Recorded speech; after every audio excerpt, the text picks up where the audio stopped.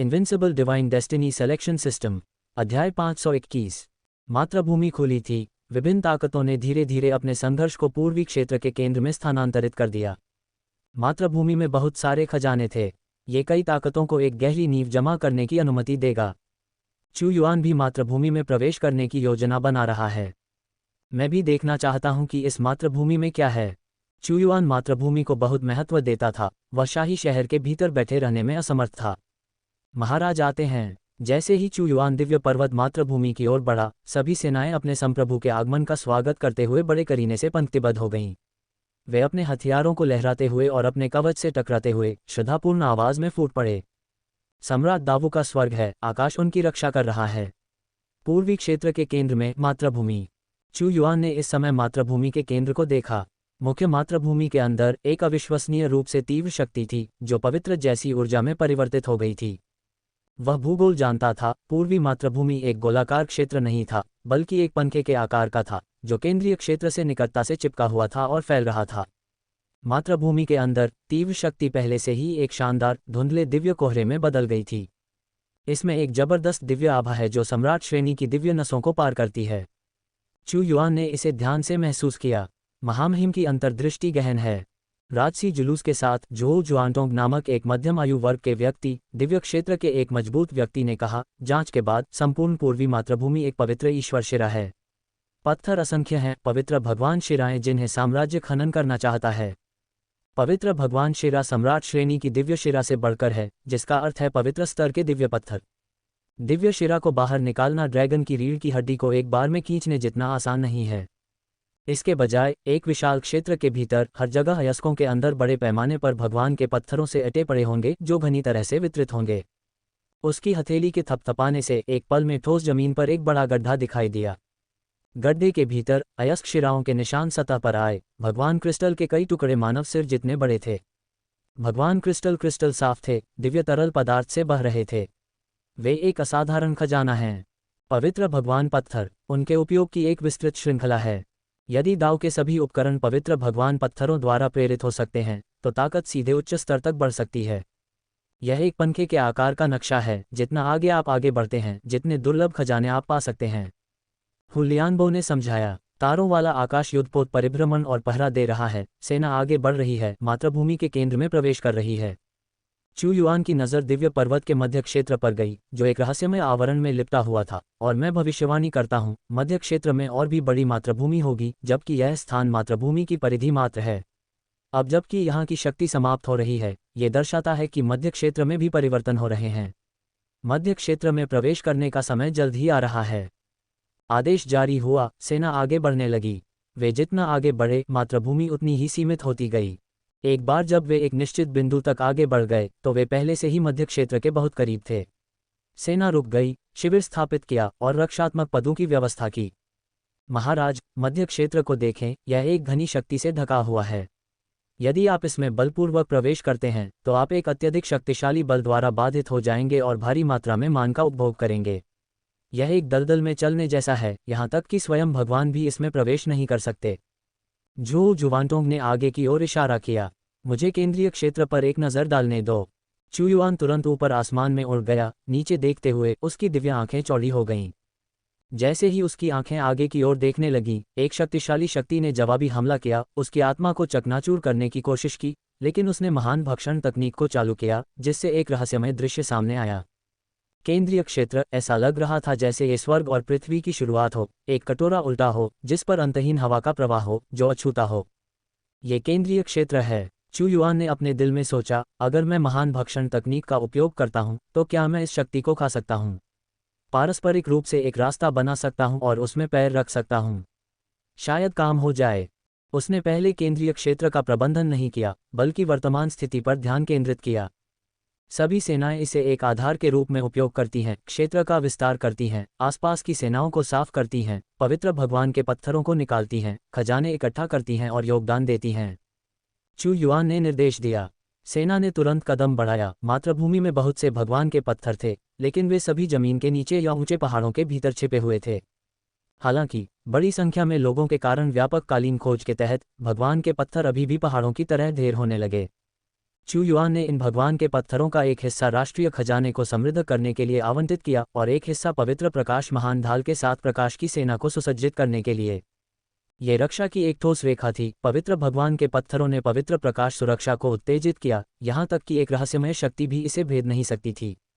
दाव की सेना आगे बढ़ गई है, वे सबसे कीमती खजाने को जब्त करना चाहते हैं।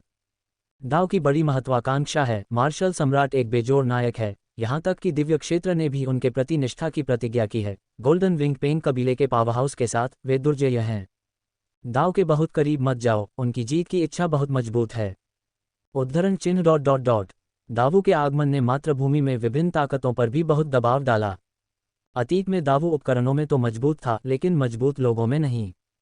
हालांकि अब दावू ने दिव्य क्षेत्र को निगल लिया है और हुलियानबो को वश में कर लिया है। उनके पास कई मजबूत लोग हैं और साथ ही ईर्ष्यापूर्ण उपकरण भी हैं जो अन्य बलों को उनके साथ संघर्ष करने के लिए तैयार नहीं करते हैं। दावू की सेना यहाँ है। मार्शल सम्राट व्यक्तिगत रूप से इस स्थान की रक्षा करता है। पवित्र आकाश राजवंश को भी यह खबर मिली कि दावू मातृभूमि के केंद्र में पहुंच गया है। दावू की ताकत अब उस बिंदु पर पहुंच गई है जहां साम्राज्य को भी इसे गंभीरता से लेना होगा। इस मामले में साम्राज्य के अधिकांश हिस्से को दावू की सीमा पर नहीं होना चाहिए। खजाने की लड़ाई में संघर्ष से बचने के लिए इसके अलावा जियो जिहुआ को मार्शल सम्राट से मिलने के लिए तैयार करना चाहिए।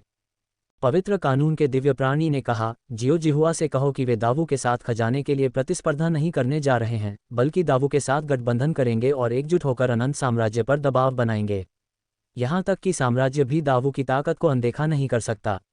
अनंत साम्राज्य के भीतर कई मजबूत व्यक्ति भी पहले से ही मातृभूमि में एकत्र हुए थे। दावू की ताकत पवित्र आकाश साम्राज्य के लिए वरदान थी, लेकिन उनके लिए दुर्भाग्य। दावू दिव्य क्षेत्र को निगलने के बाद स्वर्ण पंख वाले पेंग कबीले के पावरहाउस के अलावा अनदेखा नहीं किया जा सकता है। इसके अलावा मार्शल सम्राट दबंग है। पवित्र आकाश साम्राज्य ने जियो जिहुआ को वहां सैनिकों का नेतृत्व करने के लिए रखा है जो इस तरफ साम्राज्य पर अत्याचार करना चाहते हैं। दिव्य पर्वत दुनिया में साम्राज्य के सर्वोच्च कमांडर ने कहा, पवित्र आकाश साम्राज्य सहयोगी होगा, क्या दावू का कोई दुश्मन नहीं है? एक शाही दिव्य प्राणी ने कहा, मुझे पहले ही पता चल गया है कि डोंगचू निषिद्ध भूमि के बुजुर्ग अपनी नींद से जाग गए हैं। उन्होंने क्यूई लिंग निषिद्ध भूमि पर भी विजय प्राप्त कर ली है। इसके अलावा छाया घाटी भी मार्शल सम्राट की हत्या की साजिश रच रही है। दावू की स्थिति भी बहुत परेशानी वाली है। मातृभूमि को और अधिक अराजक होने दें, किसी भी तरह से महान सम्राट की वापसी के बाद सब कुछ बह जाएगा। सभी प्रमुख ताकतें मातृभूमि में प्रवेश कर गईं। मातृभूमि का क्षेत्र और भी छोटा है। वहां इतनी सारी ताकतें तैनात होने के कारण संसाधनों की प्रतिस्पर्धा को लेकर पहले ही कई युद्ध छिड़ चुके हैं। माय वर्चुअल लाइब्रेरी एम्पायर पर नए रोमांच पढ़ें। मातृभूमि के खुले रहने के कई महीनों बाद आखिरकार एक बड़ा बदलाव हुआ। धमाका। मध्य क्षेत्र के भीतर दिव्य प्रकाश में उतार चढ़ाव आया, जैसे कि स्वर्ग और पृथ्वी की शुरुआत हो। एक बड़े विस्फोट की तरह आभा की चौंकाने वाली लहरें बह गईं। तूफान किनारे की ओर बह गया, उग्र रूप से बह गया। दिव्य प्रकाश के फैलने, विस्फोटक वायु तरंगों और तूफान के पलटने के साथ बड़े विस्फोट के बाद असंख्य चीजें अप्रत्याशित रूप से केंद्रीय क्षेत्र से बाहरी दुनिया में बह गईं, घनी, अनगिनत। पवित्र प्रकाश उमड़ पड़ा, वज्रपात नीचे गिरे। यदि आपने अपनी दिव्य आंखें खोलीं तो आप पाएंगे कि केंद्रीय क्षेत्र में एक बड़ी गड़बड़ी हो रही थी। पवित्र प्रकाश ज्वालामुखी की तरह फूट पड़ा, जिससे पूरा केंद्रीय क्षेत्र ज्वालामुखी बन गया, जिससे अनंत पवित्र प्रकाश फूट पड़ा। दिव्य पर्वत का केंद्रीय क्षेत्र हिल रहा है। आखिर क्या होने वाला है? ऐसा पहले कभी नहीं हुआ है न? क्या केंद्रीय क्षेत्र खुलने वाला है? स्रोत क्षेत्र में तैनात सभी बल इस घटना से आश्चर्यचकित थे, क्योंकि उन्हें पता था कि एक महान अवसर खुद ही सामने आएगा। उन्होंने जल्दी से अपने सबसे मजबूत योद्धाओं को संगठित किया, जो किसी भी चीज के लिए तैयार थे। कुछ साहसी व्यक्ति कुछ प्राचीन अभिलेखों पर भरोसा करते हुए दौड़े चले आए, लेकिन उन सभी का सामना एक बहुत शक्तिशाली प्रतिकारक बल से हुआ और विस्फोटित बल ने उन्हें उड़ा दिया। हम अंदर नहीं जा सकते। केंद्रीय क्षेत्र नहीं खुल रहा है, कुछ और बदल रहा है। सभी प्रमुख बल अनुमान लगा रहे हैं कि इससे क्या बदलाव आएंगे। धमाका। मानो दुनिया का अंत हो गया हो, दुनिया ढह रही हो। दिव्य पर्वत के हिलने पर एक विशाल मशरूम बादल फट गया। इसके तुरंत बाद मशरूम के बादल के भीतर पवित्र प्रकाश के धागे और किस्में अरबों खरबों नीचे गिर गईं, एक प्राचीन अराजक रंग में बदल गईं। सबसे चौंकाने वाला हिस्सा ये था कि अनगिनत वस्तुएं मैग्मा की तरह फट गईं। पवित्र प्रकाश का एक बवंडर घूम गया और अनगिनत मलबे गिर गए। बल भयानक था। कुछ तो सीधे एक दिव्य देवता को भी कुचल सकते थे। रक्षा, उज्ज्वल सेना, पवित्र प्रकाश ढाल खड़ी करो। दाव सेना की तरफ मलबे के अनगिनत टुकड़े भी उनकी दिशा में गिरे। तुरंत एक विशाल ढाल खड़ी हो गई। मलबे ने एक विस्फोटित बल के साथ विशाल ढाल पर हमला किया और तेज आवाजें पैदा की। कुछ मास्टर्स ने अकेले अपने मन ढाल पर भरोसा करने की हिम्मत नहीं की और पूरी सेना को कवर करने के लिए मजबूर हो गए। ये चट्टानें। कुछ गुरुओं ने इन चट्टानों को आश्चर्य से देखा। महाराज, इन सभी चट्टानों में अत्यंत कीमती अयस्क हैं। इन्हें केंद्रीय क्षेत्र से लाया गया था। अंदर पवित्र भगवान के पत्थर और यहाँ तक कि मूल पत्थर भी हैं। स्थिर होने के बाद कुछ गुरुओं ने इन टुकड़ों को एकत्र किया और उन्हें चू युआन को सौंप दिया। रोशनी टिमटिमा रही थी, जिससे आंखें चौंधिया रही थीं। इनमें से अधिकांश चट्टानें खदान से थीं। वे मानो केंद्रीय क्षेत्र में तूफान जैसे विस्फोट द्वारा यहाँ लाई गई थीं, जैसे कि सुनामी गहरे समुद्र तल से मछलियाँ लेकर आई हो। ये सिर्फ इतना ही नहीं है, आकाश में घूमने वाले दिव्य औषधियाँ हैं। हे भगवान, हर एक अत्यंत कीमती है। उनका उपयोग सम्राट स्तर की दिव्य गोलियां बनाने के लिए किया जा सकता है, यहाँ तक कि एक सम्राट स्तर की दिव्य गोली भी। बहुत सारी हैं, बहुत सारी।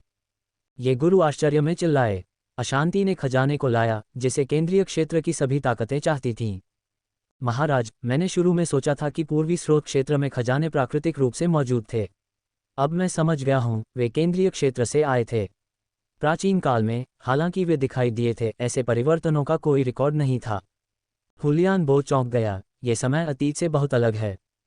केंद्रीय क्षेत्र में भारी गड़बड़ी वास्तव में असामान्य है। शायद ये प्रवेश करने का अवसर है। चू युआन ने कहा, सभी सेनाएं तैयार हो जाएं। हुलियान बो, आप सबसे तेज हैं, सेना का नेतृत्व करें, केंद्रीय क्षेत्र में खजाने इकट्ठा करें। मुझे उपहार में दी गई इन कई दिव्य सामग्रियों और दवाओं के साथ मैं अनगिनत उपकरण और कई दिव्य औषधियां बना सकता हूँ। शाही राजवंश की शक्ति बहुत बढ़ जाएगी। हाँ, मैं समझता हूँ।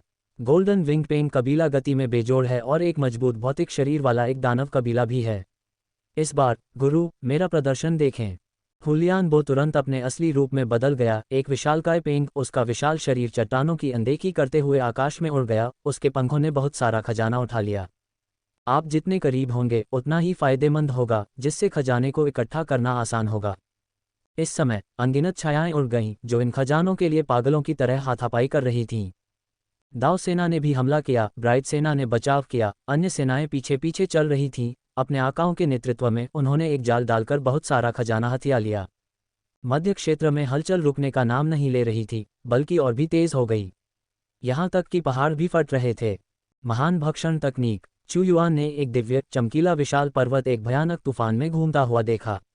महान भक्षण तकनीक सक्रिय हो गई और तुरंत एक विशाल भंवर दिखाई दिया, जिसने पर्वत को घेर लिया और उसे अपने सामने खींच लिया। धमाका! विशाल पर्वत गिर गया और चू युआन ने हथेली के प्रहार से उसे चीर दिया, जिससे चमकदार रंग प्रकट हुए।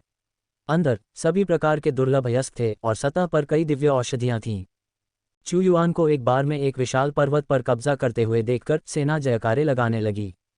इस बीच चू युआन ने देखा कि अन्य बलों ने अपने मन को एक साथ बुना था। एक स्वर्ग पृथ्वी जाल बना दिया था, जिसने सभी खजाने को पकड़ लिया था। भक्षण की शक्ति के साथ चू युआन ने ऊंचे आसमान पर कदम रखा। उसका शरीर ऊर्जा से भर गया। उसके चारों ओर केंद्रित एक भक्षण क्षेत्र का गठन किया गया और जल्दी से जंगल की आग की तरह फैल गया। इस समय वह एक विशाल चुंबक की तरह था। उसके क्षेत्र की सीमा के भीतर कोई भी चीज, चाहे वह किसी भी प्रकार का खजाना हो, सक्रिय रूप से उसकी ओर आकर्षित हो रही थी और दाव सेना के शिविर में गिर रही थी। लानत है, वह आदमी मार्शल सम्राट है। वह कौन सी दिव्य क्षमता का उपयोग कर रहा है? सर्वोच्च भगवान की लूटने की गति भी उसकी जितनी तेज नहीं है। यह आदमी भयानक है। वह कई सर्वोच्च देवताओं के बराबर है, नहीं, उससे भी ज्यादा। अभी मार्शल सम्राट से मत टकराओ, दिव्य पर्वत में अभी भी बहुत सारे खजाने हैं। ... कई शक्तिशाली व्यक्तियों ने एक विशाल आकृति देखी जो स्थिर खड़ी थी, फिर भी अनगिनत खजाने को आकर्षित करने में सक्षम थी। मास्टर की तकनीक मेरी तुलना में और भी अधिक शक्तिशाली है। हुलियान बो चू युआन की लूट की गति को देखकर आश्चर्य में डूब गया। इस समय दावू के शिविर के भीतर आपूर्ति के कई पहाड़ ढेर हो रहे थे।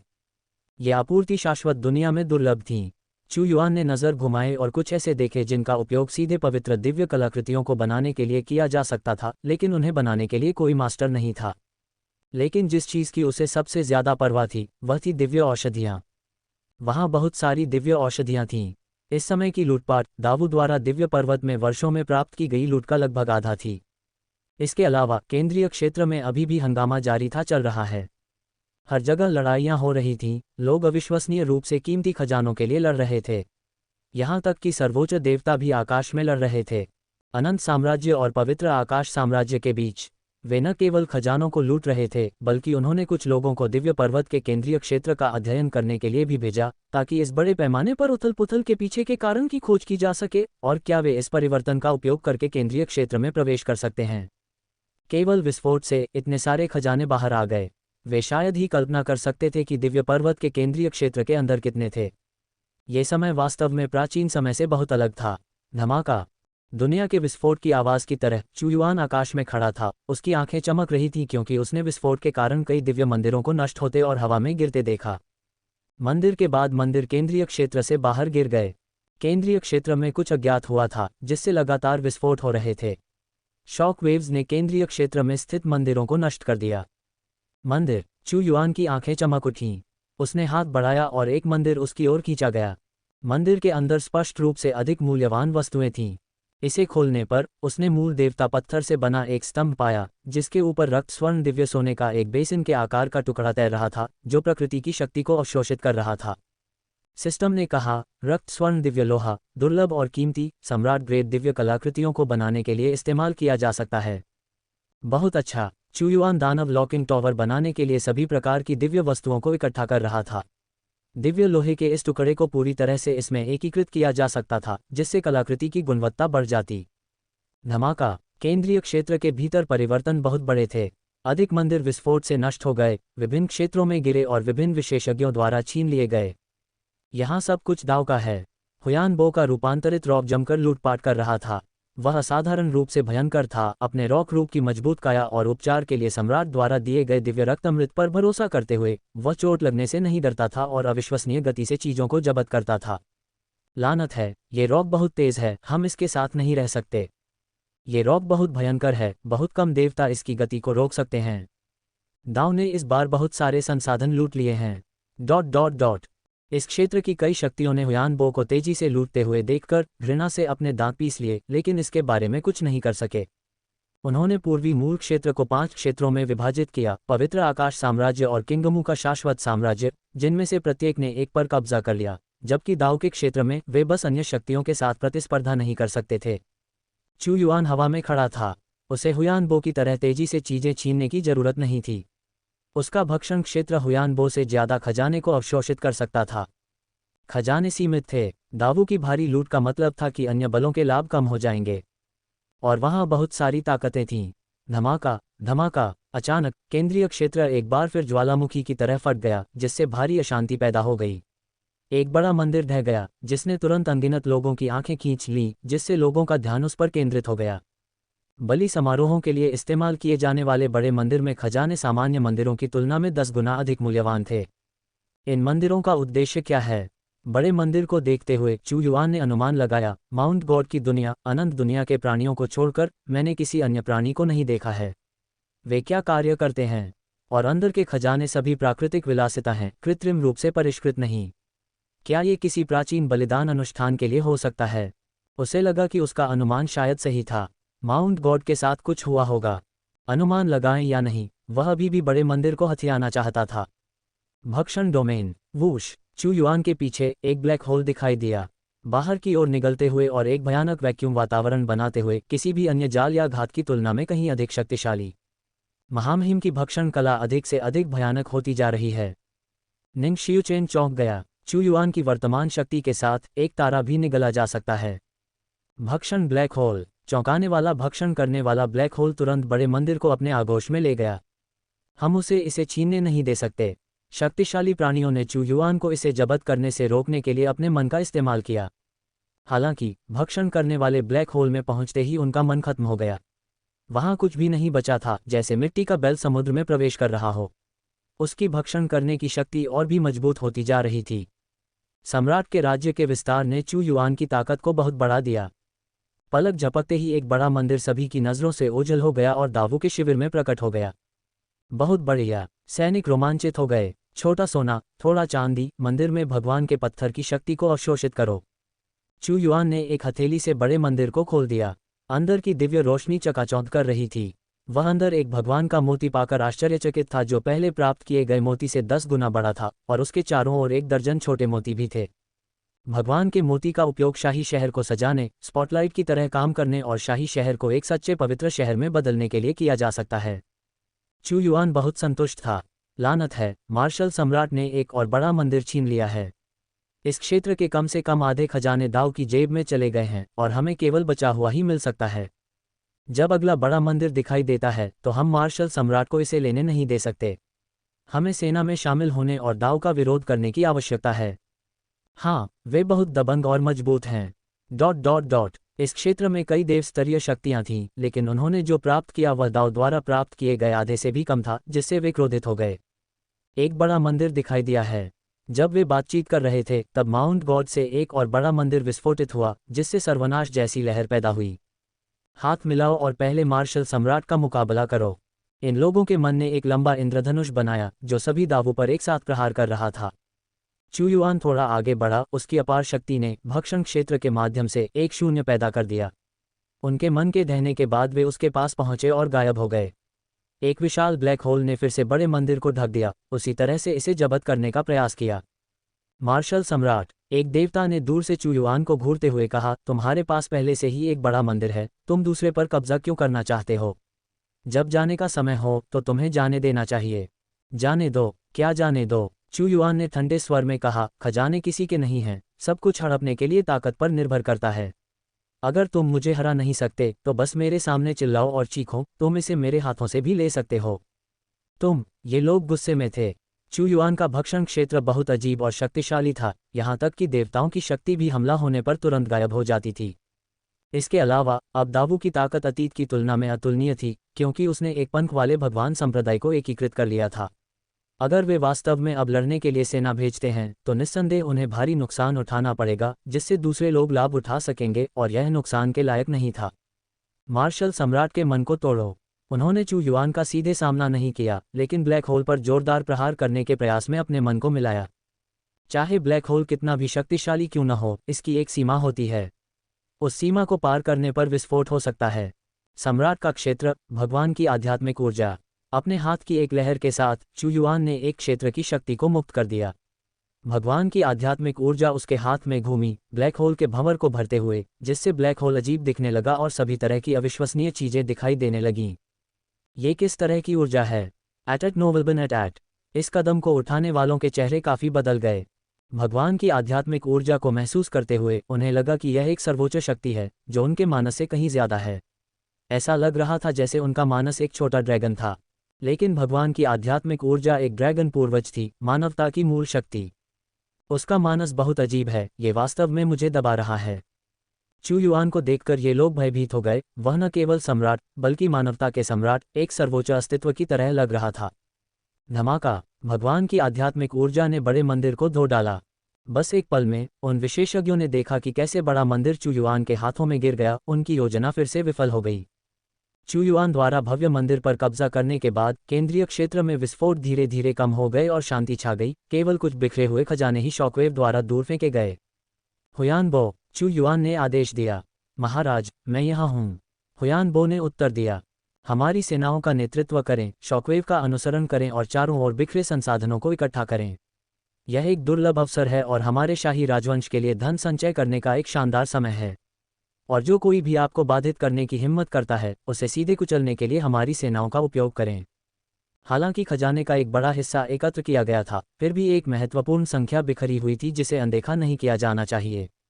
मैं समझता हूँ, हुयानबो के लिए ये सही समय था। उसकी आंखें अब अनंत शून्य को भेद रही थीं, शांत केंद्रीय क्षेत्र को देख रही थीं। अराजक दिव्य प्रकाश द्वारा एक पूर्ण प्रतिबंध का निर्माण किया गया था। कुछ देवता वहां चक्कर लगा रहे थे, प्रवेश करने का रास्ता नहीं खोज पा रहे थे। उसने उस भव्य मंदिर का द्वार खोला जिसे उसने अभी अभी प्राप्त किया था। अंदर दिव्य सोने का एक टुकड़ा था जो क्रिस्टल की तरह पारदर्शी था, दोषरहित, जिसमें एक अत्यंत अनोखी शक्ति थी। यह एक ऐसा देव स्वर्ण था जिसे उसने पहले कभी नहीं देखा था। प्रणाली ने घोषणा की, स्वर्ग के आंसू भगवान का सोना, एक बहुत ही अनोखा देव स्वर्ण, स्वर्ग की आंखों के समान, जो दुनिया के निर्माण के दौरान अंकुरित नहीं होते हैं, बल्कि केवल तब दिखाई देते हैं जब दुनिया नष्ट हो जाती है। जैसे आंसू तब बहते हैं जब कोई व्यक्ति अपने जीवनकाल के अंत तक पहुंच जाता है। यह अमूल्य है और इसका उपयोग पवित्र कलाकृतियों को परिष्कृत करने के लिए किया जा सकता है। एक प्रकार का देव स्वर्ण जिसका उपयोग पवित्र कलाकृतियों को परिष्कृत करने के लिए किया जा सकता है। इसी कारण यह अत्यंत कीमती हो गया। पूरे अनंत विश्व में बहुत कम पवित्र कलाकृतियां हैं। उन्हें न केवल एक अत्यधिक कुशल गुरु की आवश्यकता होती है, बल्कि एक ऐसी कीमती सामग्री की भी आवश्यकता होती है जो हलचल पैदा कर सके। ये केवल शॉकवेव द्वारा फेंके गए खजाने हैं। कल्पना कीजिए कि अगर कोई केंद्रीय क्षेत्र में प्रवेश कर सकता है तो वहां कितनी कीमती सामग्री होगी। चू युआन ही नहीं बल्कि अन्य गुट भी केंद्रीय क्षेत्र में प्रवेश करना चाहते थे। आइए देखें कि कौन पहले अंदर कदम रख सकता है और अन्य गुटों के अंदर आने से पहले अधिकतम लाभ प्राप्त कर सकता है। अपनी सेना के साथ आसपास के क्षेत्र में कई दिनों तक सफाई करने के बाद हुआनबो ने भी बहुत सारा सामान प्राप्त कर लिया था। अंतहीन खनिज, अरबों पवित्र भगवान के पत्थर, 1,00,000 मूल भगवान के पत्थर, यहाँ तक कि सैकड़ों हजारों दिव्य औषधियाँ जिन्हें सम्राट की गुणवत्ता में परिष्कृत किया जा सकता है। इस समय की लूट शाही राजवंश को ऊपर उठाने के लिए पर्याप्त है। चू युआन लूट के इस दौर को सुलझाते हुए खुश था। महाराज, पवित्र आकाश राजवंश के जियो जिहुआ आपसे मिलने का अनुरोध करते हैं। किसी ने चू युआन को सूचना दी। जियो जिहुआ। चू युआन जियो जिहुआ के बारे में थोड़ा जानता था, जो एक दिव्य स्तर का योद्धा था। वह पवित्र आकाश साम्राज्य का एक युद्ध देवता था, जिसने अनंत साम्राज्य से अनगिनत शक्तिशाली प्राणियों को मार डाला था। उसे अंदर ले आओ, चू युआन ने आदेश दिया। सम्राट दावू। सफ़ेद वस्त्र पहने जियो जिहुआ एक सुसंस्कृत दिखने वाला युवक था जो एक विद्वान आम आदमी की तरह दिखता था, विनम्र और विनम्र। लेकिन कौन देख सकता था कि परिष्कृत बाहरी आवरण के नीचे उसे अनंत साम्राज्य द्वारा राक्षस उपनाम दिया गया था। चू युआन ने उसकी शक्ति को स्वीकार किया, एक तीसरे स्तर का दिव्य प्राणी, बहुत युवा और क्षमता से भरा हुआ। स्वागत है, पवित्र आकाश से दोस्त। कृपया यहाँ बैठो। चू युआन ने उसे एक गर्मजोशी भरी मुस्कान दी। कोई चाय पिलाओ। ये पहली बार था जब जियो जिहुआ चू युआन से मिला था। उसने चू युआन को देखा, जो बहुत युवा और दबंग था। अगर वह एक कठोर दिल वाला योद्धा था जिसने अनगिनत लोगों को मार डाला था, तो चू युआन एक शासक था जिसने दुनिया पर राज किया था। चू युआन कोई अद्वितीय प्रतिभा नहीं था, बल्कि एक सम्राट था जो उन सभी को आदेश देता था। मार्शल सम्राट के लिए पवित्र आकाश साम्राज्य ने हाल ही में कई बैठकें की थीं, जिसमें चर्चा की गई थी कि वे दावू को अपने पक्ष में कैसे ला सकते हैं। दावू शक्तिशाली था, उसके पास दिव्य प्राणी थे और उसने यूशेन संप्रदाय के कई शक्तिशाली प्राणियों को आदेश दिया था। इस प्रकार वे बहुत मजबूत थे। आपके आतिथ्य के लिए धन्यवाद। जियो जिहुआ विनम्र था और मुस्कुराया। केंद्रीय क्षेत्र के संबंध में हमारे पवित्र आकाश साम्राज्य ने भी कुछ शोध किया है। केंद्रीय क्षेत्र में उतार चढ़ाव के साथ हमें संदेह है कि एक अनोखी दिव्य वस्तु की खेती की जा रही है, जो भगवान पर्वत के रहस्यों से संबंधित है, लेकिन हम प्रवेश करने से पहले कुछ भी अनुमान नहीं लगा सकते हैं। मुझे भी यही संदेह है, चू युआन ने उत्तर दिया।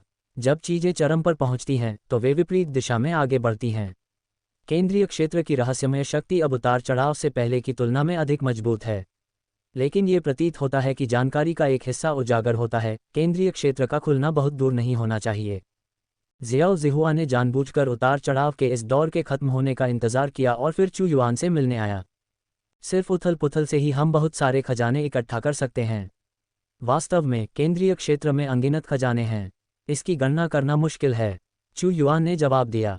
एक बार केंद्रीय क्षेत्र खुल जाता है तो पवित्र आकाश इन रहस्यों का पता लगाने के लिए दावू के साथ मिलकर काम करना चाहता है। आपको पता होना चाहिए कि एक बार केंद्रीय क्षेत्र खुल जाता है तो सिर्फ पूर्वी क्षेत्र की ताकतें ही नहीं आएंगी, अन्य 3 पक्षों की ताकतें भी यहाँ इकट्ठा होंगी। जियाओ जिहुआ इस बारे में बहुत स्पष्ट था। पूर्वी क्षेत्र के भीतर ही पहले से ही 2 शाही ताकतें थीं, पवित्र आकाश साम्राज्य और अनंत साम्राज्य। लेकिन एक बार जब 4 क्षेत्रों की सेनाएं एक साथ आ जाएंगी तो इसमें एक बड़ी संख्या शामिल होगी। मैं समझता हूँ। चू युआन को बहुत स्पष्ट रूप से पता था कि केंद्रीय क्षेत्र पर संघर्ष अधिक तीव्र और क्रूर होगा। पवित्र आकाश साम्राज्य को सहायता की आवश्यकता थी और उसे भी। कोई भी साम्राज्य केंद्रीय क्षेत्र की संपत्ति को निगल नहीं सकता था। अराजकता की दुनिया में अशांत समय के दौरान प्राचीन काल उजाड़ में समाप्त हो गया जब 5 सम्राटों ने छोड़ने का फैसला किया। इस युग में दुनिया ने आपके जैसे शक्तिशाली शासक को जन्म दिया है और 5 सम्राट वापस आएंगे और राजवंश की शक्ति में भी उतार चढ़ाव का अनुभव होगा। जियाओ जिहुआ ने चुपचाप कहा, आज मेरी यात्रा आपको ये याद दिलाने के लिए भी है कि कोई दावू के खिलाफ साजिश रच रहा है। डोंगचू निषिद्ध भूमि उनमें से एक है और उन्होंने किलिंग निषिद्ध भूमि को भी शामिल किया है। तुम्हें तैयार रहना चाहिए क्योंकि कई निषिद्ध भूमियां जो सील कर दी गई थीं अब प्रकट हो गई हैं। किलिंग निषिद्ध भूमि, चू युआन ने कहा। किलिंग निषिद्ध भूमि हमारे पवित्र आकाश से भी अधिक प्राचीन है। ये प्राचीन काल में फली फूली। उस समय 5 सम्राटों द्वारा स्थापित 5 साम्राज्य बहुत शक्तिशाली थे। संघर्षों से बचने के लिए किलिंग निषिद्ध भूमि ने स्वेच्छा से अपनी शक्ति को आत्मसमर्पण कर दिया, खुद को सील कर लिया और एक निषिद्ध स्थान बन गई। जियाओ जिहुआ ने कहा, अब उनके पुराने राक्षस धीरे धीरे जाग रहे हैं। वास्तव में भगवान पर्वत के प्रकट होने से न केवल धन बल्कि वध भी हुआ। एक के बाद एक प्रमुख निषिद्ध भूमियां प्रकट हुईं। पवित्र आकाश साम्राज्य भी बहुत दबाव में था। दुश्मन के हमले का सामना करने पर मैं पीछे हटने के बजाय वापस लड़ूंगा। पीछे हटने का कोई रास्ता नहीं है। चू युआन शांत रहा, अगर दूसरे मेरे खिलाफ साजिश करना चाहते हैं तो मैं उन्हें भी नहीं जाने दूंगा। अशांत समय में कोई भी प्रमुखता प्राप्त कर सकता है। शांतिपूर्ण और समृद्ध समय में अवसर दुर्लभ होते हैं। महाराज ने एक सच्चे नायक की तरह बात की है। जियो जिहुआ ने अपनी स्वीकृति व्यक्त की, नायक अराजकता से पैदा होते हैं। ये समय की प्रवृत्ति है। जो भी प्रवृत्ति को नियंत्रित करता है वह अनंत दुनिया की नियति को नियंत्रित करता है। महामहिम, एक और बात है जो मैं आपको याद दिलाना चाहता हूँ। आगे बढ़ो, चू युआन ने जवाब दिया। मैंने अपने सैनिकों को यहाँ लाया, मुख्य रूप से आपको कुछ विरोधी ताकतों से बचाने के लिए। डोंगचू निषिद्ध भूमि सबसे अधिक परेशानी वाली नहीं है। असली परेशानी शैडो वैली है। मैंने सुना है कि उनके तीसरे एल्ड स्रोत भूमि के केंद्र में प्रकट हुए हैं। जियो जिहुआ ने कहा, शैडो वैली के लोग दुस्साहसी थे, इस तथ्य पर भरोसा करते हुए कि कोई भी उनका घोंसला नहीं खोज सकता। यहाँ तक कि साम्राज्य के शक्तिशाली प्राणी भी हत्या करने की हिम्मत करते थे। तीसरे एल्डर की उपस्थिति उसके उद्देश्य का संकेत देती थी, जो सम्राट की हत्या करने की बहुत संभावना थी। सम्राट की हत्या करने का कार्य शैडो वैली के लिए नया नहीं था। एक बार एक दिव्य सम्राट था जिसका साम्राज्य ढह गया क्योंकि राष्ट्रीय दौरे के दौरान अनगिनत नागरिकों के सामने सम्राट की हत्या कर दी गई थी। अगर शैडो वैली मुझे नहीं खोजती है तो मैं उन्हें ढूंढने जाऊंगा। चू युआन उदासीन रहा। शायद दूसरे लोग शैडो वैली का घोंसला न खोज पाएं, लेकिन वह खोज सकता था। इसके अलावा अगर तीसरे एल्डर ने हत्या की रणनीति का इस्तेमाल करने की हिम्मत की तो चू युआन के पास अभी भी एक ऐसा हथियार था जो उसे जीवन भर पछताने पर मजबूर कर सकता था। दिव्य पर्वतीय विश्व कई दिनों से असामान्य रूप से शांत था।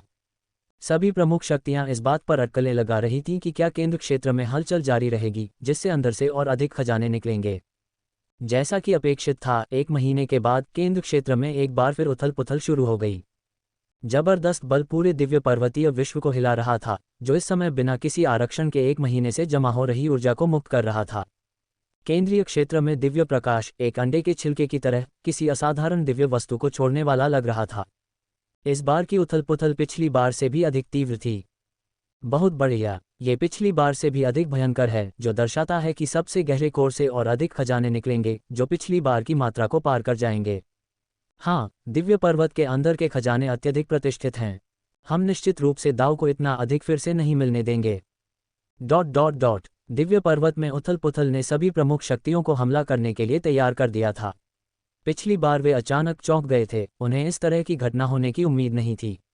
इस बार वे पूरी तरह से तैयार थे और एक बड़ी लड़ाई के लिए तैयार थे। सभी सेनाएं तैयार हो जाएं, खजाने जब्त करें। बिना आदेश के काम न करें, सम्राट के निर्देशों का पालन करें।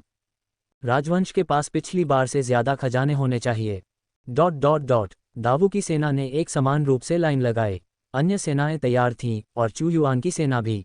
पिछली बार बड़ी संख्या में मूल दिव्य पत्थर और पवित्र दिव्य पत्थर प्राप्त करने के बाद चू युआन ने पवित्र दिव्य ढाल की रक्षा के लिए कुछ मूल दिव्य पत्थरों का इस्तेमाल किया। हालांकि ऐसा करना बेकार लग रहा था, लेकिन जो अपने बेटे को नहीं छोड़ेगा वह भेड़िए को नहीं फंसा सकता। डोंगचू निषिद्ध क्षेत्र के शिविर में बहुत से गुरु प्रकट हुए, जिनमें से कई अभी अभी दिव्य पर्वत में प्रवेश किए थे और बूढ़े जीर्ण आभा वाले लग रहे थे, मानो वे किसी भी क्षण स्वाभाविक रूप से मर जाएंगे। सज्जनों, निषिद्ध क्षेत्र की नींव के लिए दिव्य पर्वत के खजाने महत्वपूर्ण हैं। मेरे डोंगचू निषिद्ध क्षेत्र को इस बार नींव को फिर से भरने के लिए बड़ी संख्या में मूल दिव्य पत्थरों, पवित्र दिव्य पत्थरों और सभी प्रकार की दिव्य दवाओं को जब्त करना होगा। महान वू राजवंश इस क्षेत्र में हमारा दुश्मन है। वे जितने मजबूत होंगे हमारे लिए उतना ही बुरा होगा। जो बोल रहा था वह एक बूढ़ा प्राचीन था। उसके विरल पीले बाल और झुर्रियों वाला चेहरा उसे एक मुरझाए हुए सेब जैसा दिखा रहा था। वह पतला और कमजोर दिख रहा था, मानो वह हवा के झोंके से गिर जाएगा। लेकिन ये बूढ़ा प्राचीन वास्तव में एक वास्तविक दिव्य प्राणी था। इस बूढ़े प्राचीन के बगल में एक बूढ़ी महिला थी जो काफी वृद्ध थी। वह भी एक दिव्य प्राणी थी, एक बेत पकड़े हुए और केंद्रीय क्षेत्र को देख रही थी। दिव्य स्तर पर दो पुरानी प्राचीन वस्तुएं। इस बार केंद्रीय क्षेत्र पर कब्जा करने के लिए डोंगचू निषिद्ध क्षेत्र ने बड़ी संख्या में सोई हुई पुरानी प्राचीन वस्तुओं को जगाया। हालांकि ये पुरानी प्राचीन वस्तुएं अपने जीवन के अंत के करीब हैं और उनकी जीवन शक्ति ज़ियाओ-ज़िहुआ जितनी प्रबल नहीं है, जो दिव्यता के शिखर पर है। पुरानी प्राचीन वस्तुओं का उपयोग करने के लाभ हैं। पुरानी प्राचीन वस्तुएं मृत्यु से नहीं डरती हैं। वे सभी जानते हैं कि एक बार जब वे अपनी नींद से जाग जाते हैं तो उनके बचने की कोई संभावना नहीं होती है। इसलिए वे अपने जीवन का बलिदान करते हुए और अधिक हताश होकर लड़ेंगे ताकि उनका अधिक मूल्य सामने आए। हम अब निषिद्ध क्षेत्र में वापस नहीं जा सकते हैं, नहीं हम वहां अब और शीतनिद्रा में रह सकते हैं। हमारा अंतिम गंतव्य इस दिव्य पर्वत में दफन होना है, लेकिन मरने से पहले हमें निषिद्ध क्षेत्र के लिए सबसे बड़ा लाभ प्राप्त करने की आवश्यकता है और निषिद्ध क्षेत्र के लिए दुश्मनों को खत्म करने के लिए दावों के मजबूत लोगों को मारना होगा। बूढ़ी औरत मौत के प्रति बहुत उदासीन लग रही थी, उसे बिल्कुल भी डर नहीं लग रहा था। हमारी मृत्यु से दावों के शक्तिशाली लोगों को परास्त कर दिया जाए। डोंगचू निषिद्ध क्षेत्र ने इस बार पुरानी प्राचीन वस्तुओं से बनी एक सेना को आत्मघाती दस्ते के रूप में कार्य करने के लिए भेजा, जिसकी जीवित लौटने की कोई योजना नहीं थी। किलिंग निषिद्ध क्षेत्र, यह एक समय में एक शाही स्तर की शक्ति थी। ये 5 सम्राटों की बढ़त से बचने के लिए निषिद्ध क्षेत्र में छिप गई थी। वे अब उभर कर सामने आ गए हैं। डोंगचू निषिद्ध क्षेत्र की पुरानी प्राचीन वस्तुएं हताश हो रही हैं। एक किलिंग निषिद्ध क्षेत्र के शक्तिशाली व्यक्ति ने सहजता से टिप्पणी की। डोंगचू निषिद्ध क्षेत्र अपने चरम पर भी काफी मजबूत था, हालांकि यह एक शाही स्तर की शक्ति नहीं थी। दुष्ट निर्दयी से डरते हैं और निर्दयी निडर से डरते हैं। डोंगचू निषिद्ध क्षेत्र की वे पुरानी प्राचीन वस्तुएं निडर हैं।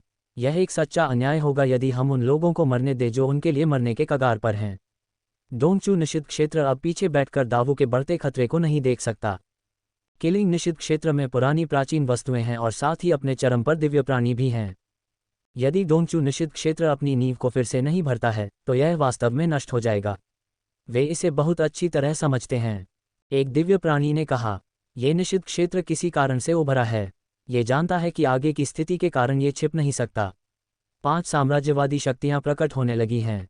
जब वे वापस लौटेंगे तो वे एक एक करके सभी निषिद्ध क्षेत्रों को मिटा देंगे और अनंत दुनिया में किसी भी निषिद्ध क्षेत्र के अस्तित्व की अनुमति नहीं देंगे। किलिंग निषिद्ध क्षेत्र प्राचीन काल के 5 साम्राज्यवादी साम्राज्यों से छिपने के लिए बनाया गया था। प्राचीन काल में वे वास्तव में बिना किसी विरोध के पूरी दुनिया में छा गए थे, लेकिन अब समय बदल गया है। भले ही 5 सम्राट बहुत कठिन अभ्यास करें, वे प्राचीन काल की तरह अजेय नहीं हो सकते। हर युग का अपना नायक होता है। वे इस युग के नायक नहीं हैं। दाव बहुत रहस्यमय है और मार्शल सम्राट इस युग का नायक लगता है। अगर हम उसके वंश को नष्ट कर देते हैं तो इसका मतलब है कि हम इस युग के नायक को मार रहे हैं। फिर किस्मत किलिंग निषिद्ध क्षेत्र में चली जाएगी। दाव से निपटना भी हमारा लक्ष्य है। दिव्य पर्वत की दुनिया के गायब होने के बाद यह अनंत बड़ी दुनिया में फिर से प्रकट होने के लिए किलिंग निषिद्ध क्षेत्र का समय होगा। माई वर्चुअल लाइब्रेरी एम्पायर में अनन्य कहानियों की खोज करें। सभी ताकतें अब जुट रही हैं, उनमें से कोई भी दिव्य पर्वत की दुनिया के खजाने को नहीं चूक सकता, अन्यथा वे निश्चित रूप से अगले समय में प्रतियोगिता में दूसरों से पीछे रह जाएंगे। क्विलिंग निषिद्ध क्षेत्र। चू युआन ने क्विलिंग निषिद्ध क्षेत्र को देखा, उनसे खतरा भी महसूस किया। बहुत से लोग चू युआन को इस युग का नायक, इस युग का सम्राट मानते हैं। वे उसे मारना चाहते हैं, उसका भाग्य लेना चाहते हैं और खुद इस युग के नायक बनना चाहते हैं। वह इन सभी को स्पष्ट रूप से समझता है। चू युआन की महत्वाकांक्षा भी महान है।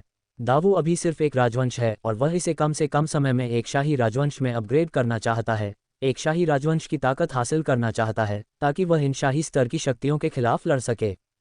इस बार वह दिव्य पर्वत से अधिक दिव्य औषधियां प्राप्त करना चाहता है, परिष्कृत करना चाहता है, उन्हें सम्राट स्तर की दिव्य गोलियों में बदल दें और राष्ट्रीय शक्ति को बढ़ाएं।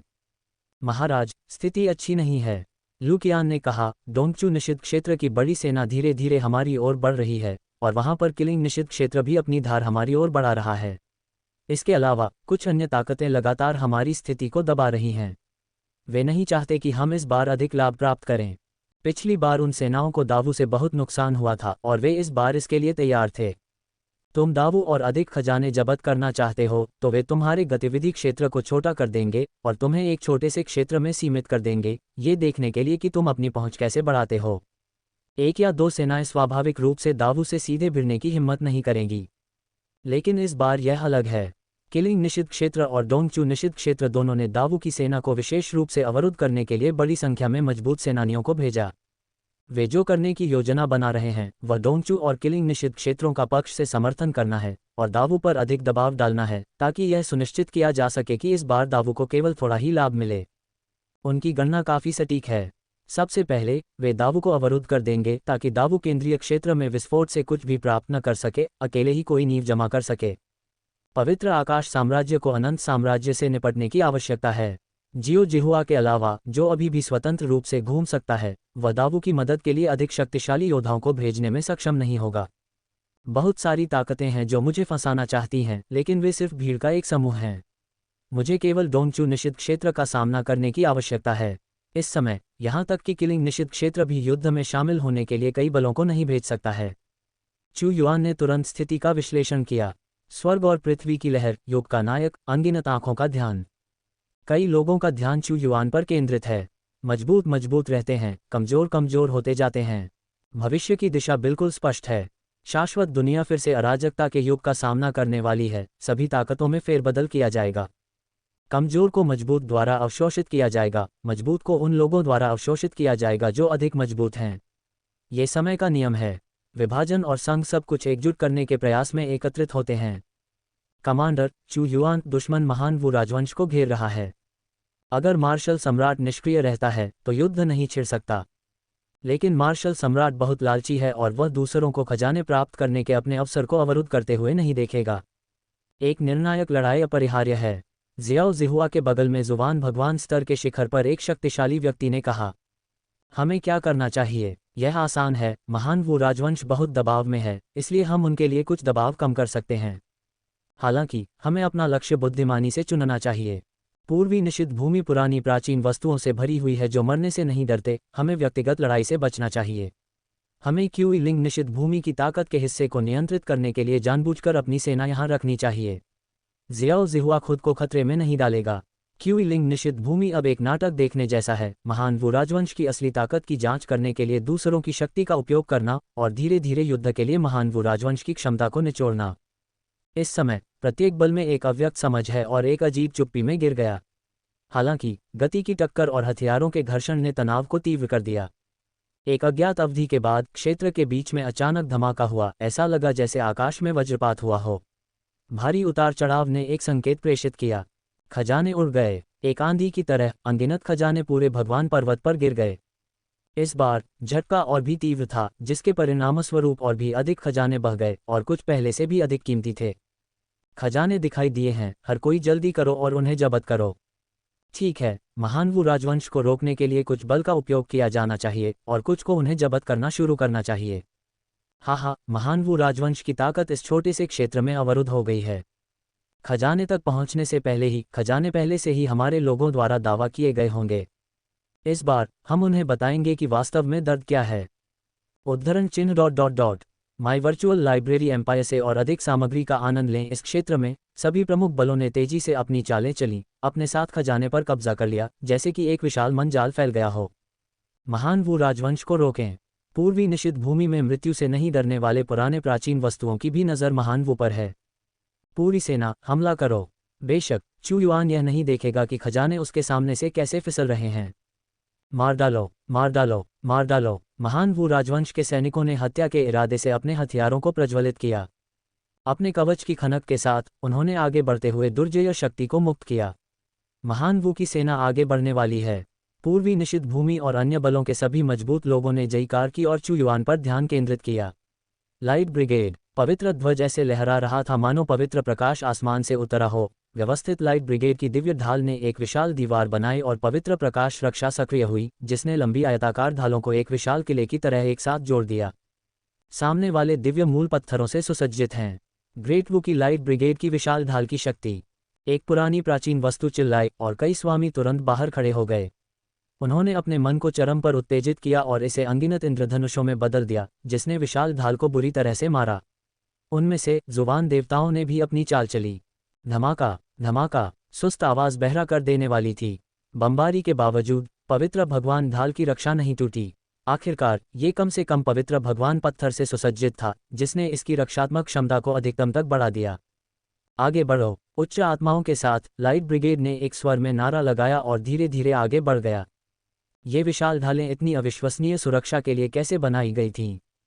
क्या आपने विशाल ढालों पर चमकती रोशनी देखी?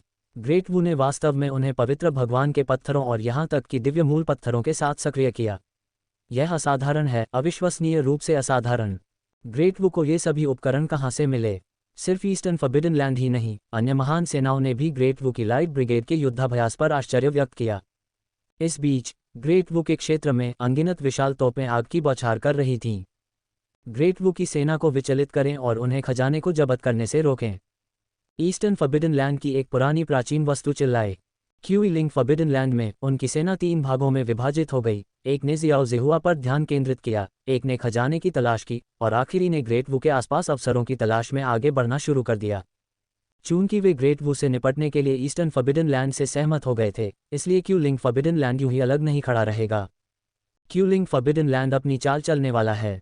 उनके सैनिकों ने बहुत लंबे समय से युद्ध का अनुभव नहीं किया है। आइए इस अवसर का लाभ उठाकर उन्हें ग्रेट वू के खिलाफ प्रशिक्षित करें ताकि उनकी उग्रता फिर से जागृत हो सके। क्यूइलिंग फॉरबिडन लैंड के एक मजबूत व्यक्ति ने कहा। उन्होंने ग्रेट वू के सैनिकों की ताकत को भी स्वीकार किया जो अच्छी तरह से सुसज्जित और निडर हैं, अपनी उग्रता का प्रदर्शन करते हुए वास्तव में एक योग्य प्रतिद्वंद्वी हैं। हालांकि ग्रेट वू की सेना मजबूत है, लेकिन इस बार उनके पास बहुत से विरोधी हैं। भले ही उनकी लाइट ब्रिगेड के पास मजबूत रक्षा है, लेकिन हमें डरने की जरूरत नहीं है, हम और भी अधिक ताकत से जवाबी कार्रवाई करेंगे। ईस्टर्न फॉरबिडन लैंड के एक पुराने एंटीक ने शांति से कहा, जब तक वे खजाने को जब्त नहीं करते तब तक हमें ठीक रहना चाहिए। लाइट ब्रिगेड ने अभी अपनी पूरी ताकत नहीं दिखाई है, चू युआन ने कहा, क्योंकि उसने पूरे परिदृश्य को आदेश दिया था, न्याय का भाला तैयार करो। दोनों हाथों में भाले पकड़े, भारी कवच पहने, वे पवित्र मंदिर के शूरवीर थे। उन्होंने अचानक ढाल को जमीन पर रख दिया और न्याय का भाला प्रकट हुआ, बहुत पतला और तेज। पवित्र पत्थरों की शक्ति प्रज्वलित हुई और प्रकाश की शक्ति का न्याय तुरंत पूर्वी निषिद्ध भूमि की ओर लॉन्च किया गया। ये लाइट ब्रिगेड का निर्णय था, जो तीव्र पवित्र प्रकाश से जल रहा था। ये लाइट ब्रिगेड की सबसे मजबूत लंबी दूरी की हमला विधि भी है। धमाका! न्याय के देवता के निर्णय को प्रदर्शित करते हुए एक ही समय में अनगिनत भाले लॉन्च किए गए। भाले पूर्वी निषिद्ध भूमि में गिरे, पवित्र आग जलती हुई लहर की तरह बह गई। आहा! चीखें एक पल में गूंज उठीं। अनगिनत लोग भालों से छलनी हो गए, कुछ तो एक साथ बंधे हुए थे। फिर उनके शरीर आग की लपटों में जल उठे और राख में बदल गए। जजमेंट के भालों की बौछारों ने विरोधी टीम के अनगिनत मजबूत लोगों को मार गिराया, जिससे उनकी सेना का मनोबल और भी गिर गया। यह विभिन्न बलों के सभी लोग चौंक गए। ग्रेट वू राजवंश ने पहले कभी जजमेंट के भाले का इस्तेमाल नहीं किया था। ये पहली बार था जब उन्होंने युद्ध में इसका इस्तेमाल किया। परिणामस्वरूप प्रभाव इतना चौंकाने वाला था कि इससे बाकी सभी लोग डर गए। मान लीजिए कि ये भाले उन पर निशाना साध रहे होते तो उन्हें पूर्वी निषिद्ध भूमि से भी ज़्यादा नुकसान होता। उन्होंने अभी तक और क्या इस्तेमाल नहीं किया है। अन्य सेनाएं घबरा गईं। ग्रेट वू को रोकने वाले सैनिक धीरे धीरे पीछे हट गए, जजमेंट के भाले की सीमा से सुरक्षित दूरी बनाए रखते हुए। कितनी शक्तिशाली ब्रिगेड है! ये जजमेंट की शक्ति है। लाइट ब्रिगेड का उद्देश्य हर चीज़ का न्याय करना है। वे मेरे पवित्र आकाश साम्राज्य में लाइट ब्रिगेड के समान हैं, भारी कवच पहने हुए हैं, बड़ी ढालें पकड़े हुए हैं। हालांकि उनके उपकरण हमारे से बेहतर हैं। जियाओ जिहुआ भी कुछ हद तक हैरान था, और यह सिर्फ उनके लाइट ब्रिगेड की लड़ाकू शक्ति है। लड़ाई जारी रही। हालांकि ईस्ट इनिशियल फॉरबिडन लैंड्स को एक महत्वपूर्ण झटका लगा था, लेकिन वे बहुत ज़्यादा परेशान नहीं थे। ग्रेट वू से कई बार युद्ध करने के बाद वे इसकी जटिलताओं और अक्सर अप्रत्याशित रणनीति से अच्छी तरह वाकिफ थे। उनके आक्रमण को रोको, उन्हें खजाने छीनने का अवसर मत दो। पूर्व के आरंभिक निषिद्ध भूमि के लोगों ने समझा कि अपनी सेना के साथ महान वू सेना को पूरी तरह से नष्ट करना चुनौतीपूर्ण होगा। यह उनके कार्यों को सीमित करने के बारे में अधिक था। कुछ देवता निष्क्रिय रहे क्योंकि मार्शल सम्राट ने अभी तक दिव्य वस्तु को छीनने के लिए कोई कदम नहीं उठाया था। वे सभी उसके खिलाफ चौकन्ने थे। आगे बढ़ो, डार्क आर्मी। लाइट आर्मी के संरक्षण में डार्क आर्मी, जिसका मुख्य लक्ष्य विनाश था, ने हमला किया। महाराज, हमारे दाईं ओर स्वर्गीय लहरशाही राजवंश की सेनाएं आ रही हैं, एक अवसर की तलाश में। फ्लेम डेमन ने स्वर्गीय लहरशाही राजवंश के सैनिकों को कार्रवाई में देखा और रिपोर्ट की। स्वर्गीय लहरशाही राजवंश आमतौर पर इस क्षेत्र में नहीं होता। हालांकि जब से पंथ देवता संप्रदाय को नष्ट करने की उनकी साजिश को महान वू ने विफल कर दिया, तब से वे नाराज हैं और अब वे कड़ी प्रतिक्रिया करने का मौका तलाश रहे हैं। महान वू पंथ भगवान सेना, चू युआन ने आदेश दिया। उपस्थित पंथ भगवान सेना प्रकट हुई। ये सेना पंथ भगवान क्षेत्र के शक्तिशाली लोगों से बनी थी। ये देखकर कि स्वर्गीय लहरशाही राजवंश के सैनिक आ रहे थे, उनकी आंखों में प्रतिशोध की इच्छा भर गई। मैं तुम्हें स्वर्गीय लहर सेना को कुचलने का आदेश देता हूँ, चू युआन ने आदेश दिया। तुम्हारी आज्ञा का पालन किया जाएगा। एक बार आदेश जारी होने के बाद पंथ भगवान सेना पहले से ही स्वर्गीय लहरशाही राजवंश के लिए घृणा से भरी हुई थी। वे जानते थे कि उनके प्राचीन प्राणियों के पतन का कुछ हद तक गद्दारों को जिम्मेदार ठहराया जा सकता है, और स्वर्गीय लहर शाही राजवंश निस्संदेह इसमें शामिल था। भयंकर सेनाएं तैनात की गईं, और पंथ भगवान सेना और स्वर्गीय लहर शाही राजवंश अनगिनत वर्षों से दुश्मन रहे हैं, अनगिनत लड़ाइयों में उलझे हुए हैं। हुयान हान, तुम पंथ भगवान सेना की सहायता करो। हुआन बो ने अपने कबीले से एक शीर्ष जुबान भगवान को पंथ भगवान सेना की सहायता के लिए नियुक्त किया, क्योंकि पंथ भगवान गुआंग और यूजियान में ही दोनों महान वू के भीतर एकांत में थे। हुआन हान के चले जाने के बाद वह तुरंत एक महान रॉक के अपने असली रूप में बदल गया, और एक भगवान रक्त की गोली निगलने के बाद उसकी युद्ध शक्ति उग्र रूप से फट गई। महान वू शाही राजवंश आगे बढ़ रहा है, वे सीधे स्वर्गीय लहर शाही राजवंश की ओर बढ़ रहे हैं और बहुत प्रभावशाली हैं। उनके रास्ते में मत आओ, उन्हें स्वर्गीय लहर शाही राजवंश से लड़ने दो। जितना अधिक वे एक दूसरे को नुकसान पहुंचाते हैं उतना ही बेहतर है। हाँ, उन्हें जल्दी से जाने दो ताकि हम उनके हमले में बह न जाएं। ... भले ही विभिन्न सेनाएं महान वू की घेराबंदी कर रही थीं, वे चुपचाप समझ गए, वे सभी बिना प्रयास के कुछ हासिल करना चाहते थे।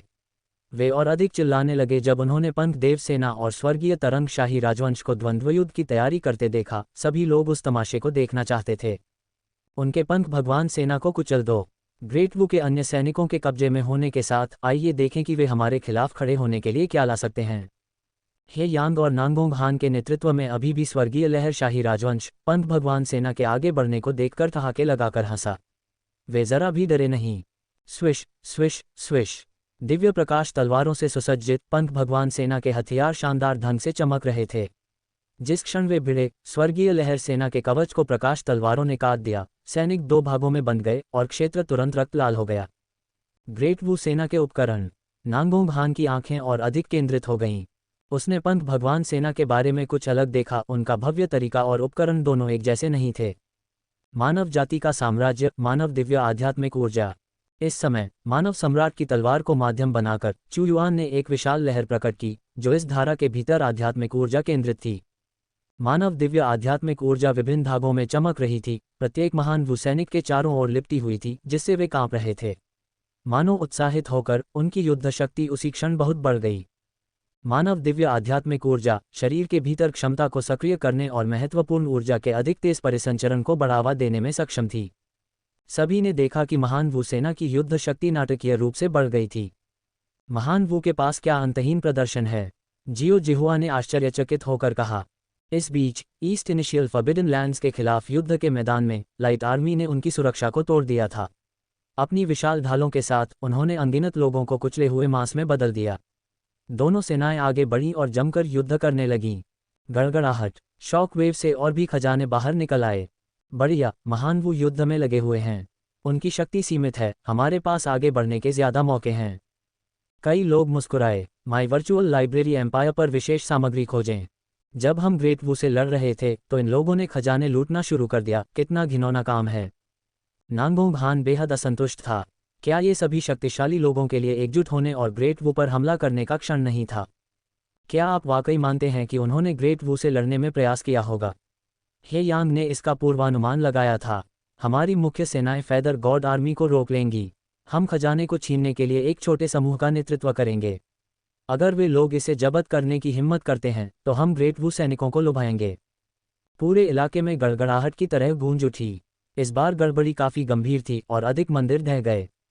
ग्रेट जब्ती तकनीक, स्वर्ग और पृथ्वी को एकीकृत करना। हे यांग का मन आधारित विशाल हाथ अविश्वसनीय रूप से विशाल था। जैसे ही उसने देखा कि कई खजाने उसकी ओर उड़ रहे हैं, उसने जल्दबाजी में ग्रेट जब्ती तकनीक का इस्तेमाल किया और अपनी मुट्ठी में कई खजाने को पकड़ लिया। मानव सम्राट की शक्ति। चू युआन, ग्रेट वू सेना के भीतर तैनात। मानवता के साम्राज्य के भीतर देवताओं का खजाना दिखाई दिया। शानदार दिव्य ऊर्जा व्याप्त हो गई। चमकीले रंग की मानवीय दिव्य आध्यात्मिक ऊर्जा प्रवाहित हुई। उसकी आंखें शून्य में घुस गईं। उसने न केवल हे यांग को बल्कि अन्य लोगों को भी खजाने को जब्त करते हुए देखा। उसने अपनी ग्रेट भक्षण तकनीक शुरू की। इसे एक विशाल ब्लैक होल में बदल दिया, जैसे कि एक बड़ा मुंह चौड़ा हो जो चीख रहा हो और सब कुछ निगलने के लिए तैयार हो। उसने फिर से भक्षण तकनीक का इस्तेमाल किया। ऐसे एक भयंकर भक्षण तकनीक, अगर हम इसमें फंस गए तो उसे बदले में कितना मिलेगा? उसका मन भंग करो। लोग चू युआन की महान भक्षण तकनीक से सावधान थे, लेकिन चू युआन भी तैयार था। जैसे ही मन करीब आया, मानवता की नदी बह गई और सभी खजाने मानवता की नदी में समा गए। सभी ने नदी में कई दिव्य वस्तुओं को ऊपर नीचे उछलते देखा। एक झटके के साथ वे एक पल में गायब हो गए। लोगों ने केवल महान भक्षण तकनीक के लिए तैयारी की थी, लेकिन मानवता की नदी की तैनाती की उम्मीद नहीं की थी।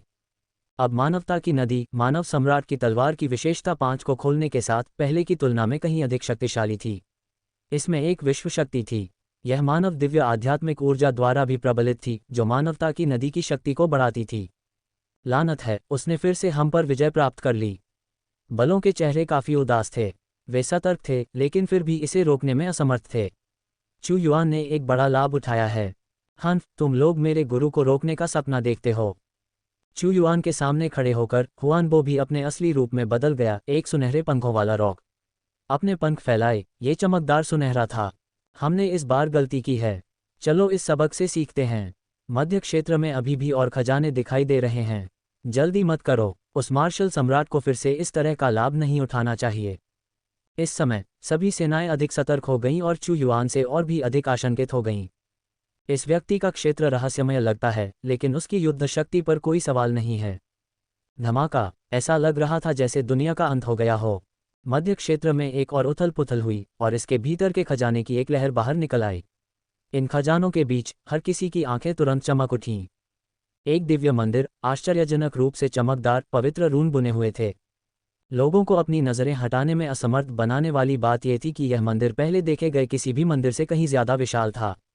एक विशाल मंदिर। यह मंदिर उनके द्वारा देखे गए किसी भी पिछले मंदिर से 10 गुना बड़ा था। मंदिर जितना बड़ा होता है, उसमें चढ़ावे का स्तर उतना ही ऊंचा होता है और उसमें मौजूद खजानों की मात्रा भी उतनी ही ज्यादा होती है। चू युआन ने भी इसे देखा। ऐसे कई विशाल मंदिर विस्फोट से नष्ट हो गए और कई अलग अलग क्षेत्रों में गिर गए। कुछ ऐसे क्षेत्र थे जो 2 महान साम्राज्यों द्वारा नियंत्रित थे। उसके वर्तमान स्थान पर ऐसा केवल एक ही विशाल मंदिर था। विशाल मंदिर पर कब्जा करो। इस विशाल मंदिर को देखकर विभिन्न गुटों के शक्तिशाली लोगों ने अन्य खजानों के लिए अपना संघर्ष छोड़ दिया और मन की लहरें इसकी ओर आकर्षित हुईं। इस विशाल मंदिर के अंदर क्या है, चू युआन को नहीं पता था, लेकिन वह जानता था कि प्रत्येक विशाल मंदिर में ईश्वर स्रोत पत्थरों की एक महत्वपूर्ण मात्रा होती है। भक्षण करने वाला एक हाथ भयंकर रूप से विशाल मंदिर पर उतरा। उसने कोई कमजोरी नहीं दिखाई और विशाल मंदिर को छीनकर अपने लिए छीनने का इरादा किया, ताकि शाही राजवंश के लिए आवश्यक विभिन्न सामग्रियों को उसके भीतर से प्राप्त कर सके। तुम इसे अपने पास रखना चाहते हो। विभिन्न गुटों के शक्तिशाली लोगों ने भक्षण करने वाले हाथ पर अपनी शक्ति का विस्फोट किया। दूरी पर कई गुरु अपनी दिव्य क्षमताओं और मंत्रों का प्रदर्शन कर रहे थे, सीधे चू युआन के शरीर पर हमला कर रहे थे। विशाल मंदिर के लिए यह संघर्ष सामान्य गुरुओं के लिए अनावश्यक था। केवल दिव्य अस्तित्व वाले प्राणियों में ही इसे जब्त करने की योग्यता थी। हुआनबो ने अपनी गति से इसे सीधे जब्त करने की इच्छा से तेजी से आगे बढ़ना शुरू किया, लेकिन जैसे ही वह विशाल मंदिर के पास पहुंचा, शक्ति की लहरें उस पर उतर आईं, उस पर दबाव डाला और उसे उड़ा दिया। हुआनबो, तुम विशाल मंदिर को जब्त करने के योग्य नहीं हो। इस क्षेत्र के सभी दिव्य अस्तित्वों ने अपनी चाल चली। कुछ समय के लिए यह एक शानदार दृश्य था। अलग अलग दिव्य क्षमताएं और मंत्र गूंज रहे थे और प्रत्येक सर्वोच्च दिव्य अस्तित्व एक क्षेत्र पर शासन करने और अनगिनत जीवन और मृत्यु को नियंत्रित करने में सक्षम था। उनकी लड़ाई विशाल मंदिर के सामने हुई। मुझे इस मार्शल सम्राट से निपटने दो। पूर्व के प्राचीन निषिद्ध मैदान में एक प्राचीन देवता जैसा प्राणी अपनी पुतलियों में विस्मयकारी दिव्य प्रकाश के साथ पलकें झपकाता हुआ अचानक आगे बढ़ा, अपनी सर्वोच्च शक्ति के साथ चू युआन की ओर बढ़ा, अपनी क्रूर पकड़ से शून्य के एक बड़े क्षेत्र को चकनाचूर कर दिया। हालांकि ये प्राचीन प्राणी कमजोर लग रहे थे, उनकी जीवन शक्ति क्षीण हो रही थी और उन्हें मारक चालों के साथ विस्फोट करना मुश्किल लग रहा था, वे सभी अनुभव में समृद्ध थे। पूर्वी निषिद्ध मैदान से प्राचीन प्राणी मार्शल सम्राट से निपटना शुरू कर रहा है। हमें उसका चेहरा बचाना चाहिए और उनके साथ अन्य खजाने को थोड़ा और साझा करना चाहिए। कुछ लोग हंसे जब उन्होंने देखा कि एक प्राचीन प्राणी चू युआन से निपट रहा था। कुछ लोग चू युआन का सामना करने के लिए अनिच्छुक थे, लेकिन पूर्वी निषिद्ध भूमि के साथ कुछ खजाने साझा करना कोई समस्या नहीं थी। धमाका, प्राचीन प्राणी की शक्ति ने चू युआन के शरीर पर प्रहार किया। उसका चेहरा थोड़ा बदल गया क्योंकि उसे लगा जैसे उसकी शक्ति को कीचड़ में फेंक दिया गया हो। ऐसा प्रतीत होता है कि चू युआन से बस कुछ इंच की दूरी पर, लेकिन उसके सामने असंख्य स्तरों के शून्य दिखाई दिए। यह शाही साम्राज्य की शक्ति थी। चू युआन ने अब अपनी राजसी उपस्थिति का प्रदर्शन किया।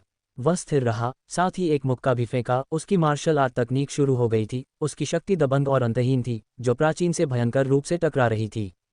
प्राचीन की जीवन शक्ति पहले से ही कमजोर थी, सीधे चू युआन के दबंग मुक्के को रोक रही थी। उसे लगातार पीछे हटने के लिए मजबूर होना पड़ा। तुम अकेले उससे नहीं निपट सकते। दिलचस्प बात यह है कि युग के नायक, पिछले युग के नायक 5 सम्राट थे। ज्ञानोदय निषिद्ध भूमि से एक और दिव्य प्राणी आगे बढ़ा। उसने इशारा किया, ऊर्जा का प्रवाह, एक प्रकार की चमकदार दिव्य रोशनी, जहां भी यह बहती है वहां की शक्ति तुरंत नष्ट हो जाती है, जैसे कि वह पहले कभी अस्तित्व में ही नहीं थी। हुआनबो ने हिलने की हिम्मत नहीं की, उसे अभी भी अन्य दिव्य अस्तित्वों से सावधान रहना था। 2 दिव्य प्राणियों ने एक साथ चू युआन पर हमला किया, चू युआन को विशाल मंदिर प्राप्त करने से रोकने के स्पष्ट इरादे से और उसकी कुछ चालों का पता लगाने के लिए भी। सम्राट दाव पहले ही युद्ध में उलझ चुके हैं, 2 दिव्य प्राणियों से घिरे होने के कारण बच निकलना आसान नहीं है। केवल इस तरह से उन्हें फंसाने से ही उन्हें मंदिर पर कब्जा करने से रोका जा सकता है। हाँ, ठीक है, भविष्य में जब भी कोई खजाना दिखाई दे तो बस उन्हें इस तरह से फंसा दो, हम और अधिक मजबूत होते जाएंगे और उन्हें कम से कम संसाधन मिलेंगे।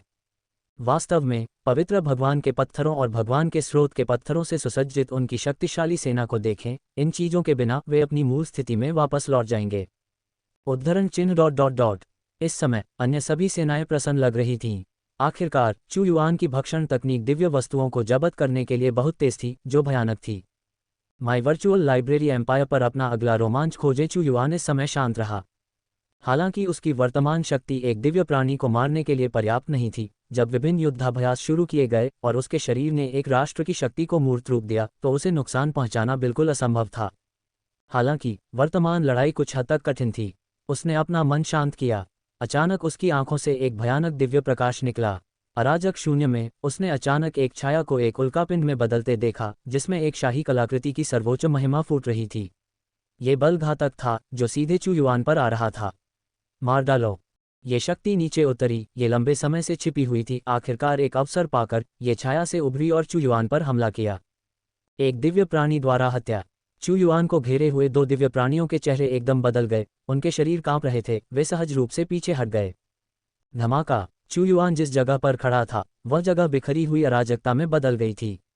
एक बल विस्फोट हुआ जो सिरेमिक के टूटने जैसा लग रहा था। क्या ये सफल हुआ? छोटे कद का एक आदमी जिसने काला मुखौटा पहना हुआ था, हाथ में खंजर थामे हुए था, उसने बुरी आवाज में पूछा। शैडो वैली का दिव्य अस्तित्व। ये व्यक्ति शैडो वैली का तीसरा एल्डर लगता है। वह मार्शल सम्राट की हत्या करने की कोशिश कर रहा है। सम्राट स्तर के एक शक्तिशाली व्यक्ति की एक और हत्या। मुखौटे वाले व्यक्ति को देखकर दिव्य प्राणियों को भी एक भयानक भय महसूस हुआ। तीसरे एल्डर की हत्या करने की शक्ति एक दिव्य अस्तित्व को खत्म कर सकती थी। तीसरा एल्डर, एक दिव्य स्तर का शक्तिशाली व्यक्ति। जियो जिहुआ का चेहरा एकदम बदल गया। चू युआन गायब हो गया था, मानो तीसरे एल्डर ने वाकई उसकी हत्या कर दी हो। मैंने मार्शल सम्राट को पहले ही तीसरे एल्डर से सावधान रहने की चेतावनी दे दी थी। उसने वाकई एक चाल चली थी। क्या उसकी योजना वाकई सफल रही? नहीं, यह इतना आसान नहीं हो सकता। क्या मार्शल सम्राट मर गया? यही संदेह सभी के मन में था। अगर वह नहीं भी मरा तो भी वह गंभीर रूप से घायल हो जाएगा। तीसरा एल्डर भी कुछ हद तक अनिश्चित था। हालांकि उसका वार भयंकर था, लेकिन वह मार्शल सम्राट की हत्या कर रहा था, इसलिए वह कुछ हद तक अनिश्चित था। अचानक तीसरे एल्डर का शरीर अकड़ गया। उसने अचानक चू युआन को उसी जगह फिर से प्रकट होते देखा। उसका शरीर बिना किसी चोट के पूरी तरह से सुरक्षित था। ऐसा लग रहा था जैसे पिछली हत्या कभी हुई ही नहीं थी। तुम नहीं मरे। तीसरे एल्डर की पुतलियां सिकुड़ गईं, और तुम घायल भी नहीं हुए। एक दिव्य स्तर का हत्यारा भी उसे नुकसान नहीं पहुंचा सकता। जियो जिहुआ ने कहा, तुमने आखिरकार खुद को दिखा दिया। चू युआन ने तीसरे एल्डर की ओर देखा। उस पर कोई चोट नहीं लगी। उसने अपने लिए हमले को रोकने के लिए मौत की गुड़िया का इस्तेमाल किया था। हाँ, मार्शल सम्राट वास्तव में उदार है। मैंने आज अपना सबक सीख लिया है। भविष्य में हमें अपने कौशल का मुकाबला करने का मौका मिलेगा। जब तीसरे एल्डर ने देखा कि वह चू युआन से छुटकारा पाने में विफल रहा है तो वह सफल प्रयास के तुरंत बाद ही वहां से निकल जाना चाहता था और अपने अगले कदम की योजना बना रहा था। मुझे तुम्हें अपना लक्ष्य बनाना होगा। जब तीसरा एल्डर भागने के लिए शून्य में भागा तो चू युआन ने भी एक कदम आगे बढ़ाया, अपने हाथ में मौजूद तुरुप के पत्ते का इस्तेमाल करने का इरादा रखते हुए। मार्शल सम्राट ने पीछा किया है। वह क्या करने की योजना बना रहा है? क्या वह शैडो वैली के तीसरे एल्डर का शिकार करने का प्रयास कर रहा है? ऐसा कैसे हो सकता है? तीसरा एल्डर तीसरे दिव्य स्तर पर एक शक्तिशाली प्राणी है। उसे मारना स्वर पर चढ़ने जितना ही मुश्किल होगा, यहाँ तक कि मार्शल सम्राट, चाहे वह कितना भी शक्तिशाली क्यों न हो, उसे नहीं मार सकता। लेकिन उसके इरादे के बावजूद उसके पीछा करने का स्पष्ट रूप से एक गुप्त उद्देश्य है। शायद वह हमारी कल्पना से परे कोई रणनीति लागू करेगा। आइए देखें कि उसके असली इरादे क्या हैं। आपका अगला अध्याय माई वर्चुअल लाइब्रेरी एम्पायर पर आने वाला है। चू युआन पर तीसरे एल्डर के घात से लेकर चू युआन के पीछा करने तक इसमें बस कुछ सांसें लगीं। इन परिवर्तनों को देखने वाले शक्तिशाली योद्धाओं की भीड़ ने भव्य दिव्य मंदिर पर ध्यान दिए बिना ही उनका पीछा करना शुरू कर दिया। उनके लिए वे चू युआन के इरादों के बारे में अधिक उत्सुक थे। यह इतनी जल्दी हुआ, चू युआन एक पल में गायब हो गया। दावू सम्राट कहाँ है? तीसरा एल्डर शून्य को पार करने की कला में पारंगत था और उसकी गति असाधारण थी, लेकिन उसने अपनी भौहें भी सिकोड़ लीं। पीछे से एक भयानक उपस्थिति उसे जल्दी से पकड़ रही थी। तुम मेरा पीछा करना चाहते हो? दिलचस्प है, चलो देखते हैं कि तुम कितने तेज हो। तीसरा एल्डर अचानक अलौकिक और अदृश्य हो गया। इसके अलावा वह सीधा नहीं गया, बल्कि अंतरिक्ष में भूल भुलैया की तरह घूमता रहा, बाएं दाएं, जिससे उसे ट्रैक करना मुश्किल हो गया। हालांकि उसकी उपस्थिति ने उसे लगातार परेशान किया, जिससे तीसरा एल्डर घबरा गया। उसकी दिव्य शक्ति चू युआन को हिला नहीं सकी। हम्फ, तीसरा एल्डर आखिरकार रुक गया। अब भागना नहीं था। शून्य में वह शांति से चू युआन का इंतजार कर रहा था और उसे प्रकट होते देखकर उसने विनम्रता से कहा, मार्शल सम्राट, आप लगातार मेरा पीछा कर रहे हैं। क्या आप बदला लेना चाहते हैं? चू युआन शून्य में मदराता रहा, तीसरे एल्डर को ठंडी निगाहों से देखता रहा। एक भी शब्द नहीं बोला, लेकिन उसने एक पारदर्शी छोटा चाकू निकाला।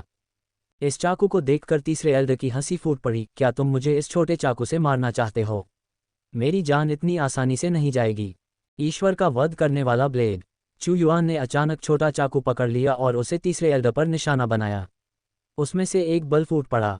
एक ब्लेड की रोशनी शून्य में से फूटी, जिससे शून्य दो भागों में टूट गया। बल ने सीधे तीसरे एल्डर को निशाना बनाया। हा, बस एक मात्र सील बल। तीसरे एल्डर को परवाह नहीं थी। उसके हाथ में खंजर एक सम्राट श्रेणी का दिव्य आर्टिफैक्ट था जिसे स्लेइंग डैगर कहा जाता था, इसलिए उसने इसका इस्तेमाल ब्लेड की रोशनी से टकराने के लिए किया। हालांकि अगले ही पल ब्लेड की रोशनी उसके मन को भेदती हुई सीधे उसकी छाती पर जा लगी। उसकी पहली तीखी चीख से हड्डी तक गहरा दर्द निकला। ब्लेड की रोशनी ने उसकी छाती पर एक गहरा घाव कर दिया, जो हड्डी तक दिखाई दे रहा था, जिससे वह पीछे की ओर उड़ गया। इसके तुरंत बाद दूसरा वार हुआ। ये वार पहले वार से 10 गुना ज्यादा भयंकर और क्रूर था। पिछला तीसरा एल्डर समय पर प्रतिक्रिया नहीं कर सका, इससे पहले कि दूसरा ब्लेड उसके ऊपर से गुजरा, उसे चीरता हुआ। उसका चेहरा कट गया, जिसके नीचे एक बूढ़ा चेहरा दिखाई दिया। एक ऐसी शक्ति जो ईश्वर को काट सकती है। तीसरा एल्डर कांप उठा, उसका चेहरा आतंक से भर गया। उसने अनुमान नहीं लगाया था कि चू युआन के पास इतना भयानक हथियार होगा जो उसकी जान ले सकता है। मैं यहाँ नहीं मर सकता। तीसरे एल्डर ने तुरंत एक गुप्त तकनीक का इस्तेमाल किया, भागने का प्रयास किया। वह डर गया, मौत से डर गया। अमर को मार डालो और भगवान का नरसंहार करो। तीसरा वार। चू युआन का छोटा चाकू पहले ही गायब हो चुका था। 3 वारों की शक्ति, पहले 2 का उद्देश्य दुश्मन को गंभीर रूप से घायल करना है और अंतिम वार घातक वार के लिए है। मत करो। तीसरा एल्डर हताश था। वह बच नहीं सकता था, चाहे वह कहीं भी भाग जाए, ये वार उसे ढूंढ ही लेगा। वह इसका सामना करना चाहता था, लेकिन दुख की बात है कि वह ऐसा नहीं कर सका। वे वहां पहले से ही भयंकर युद्ध में उलझे हुए हैं। इस समय अन्य देवता आ चुके थे। गॉड स्लेइंग ब्लेड की शक्ति के कारण हत्या का इरादा पहले से ही आकाश में भर गया था, जिससे वे अंदर की स्थिति को देखने से वंचित हो गए। तीसरे एल्डर की अंतिम चीख गूंजी और फिर उसकी जीवन शक्ति पूरी तरह से समाप्त हो गई। वह शैडो वैली के तीसरे एल्डर की चीख थी। इन देवताओं को बहुत बड़ा झटका लगा। ये बहुत कठोर और चुभने वाला था। कोई भी उसकी दहाड़ में दिल दहला देने वाला दर्द महसूस कर सकता था। तुम यहाँ हो। हत्या का इरादा गायब हो गया और उनके सामने का दृश्य उन्हें सिहरन पैदा कर गया। एक अकेला आदमी अपने हाथ में खंजर पकड़े हुए था, जबकि दूसरा हाथ एक मृत व्यक्ति के शरीर पर टिका हुआ था। तीसरा एल्डर मर चुका है। वे सभी जानते थे कि शैडो वैली के तीसरे एल्डर को दाव मार्शल सम्राट ने मार डाला था, लेकिन उन्होंने बहुत कम समय में केवल 3 दर्दनाक चीखें सुनी। उन्होंने ये भी नहीं देखा कि चू युआन ने क्या उपाय अपनाए थे। तीसरा एल्डर पहले ही मर चुका था। उसकी मौत दुखद और हिंसक थी। आखिरी बार शैडो वैली में कोई देवता कब गिरा था? वे सभी स्पष्ट रूप से समझ गए थे कि शैडो वैली से निपटना कितना कठिन था।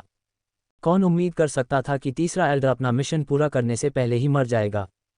चू युआन ने उनसे बहस करने में समय बर्बाद नहीं किया। तीसरे एल्डर की लाश को उठाकर कदम दर कदम उनकी ओर बढ़ रहा था।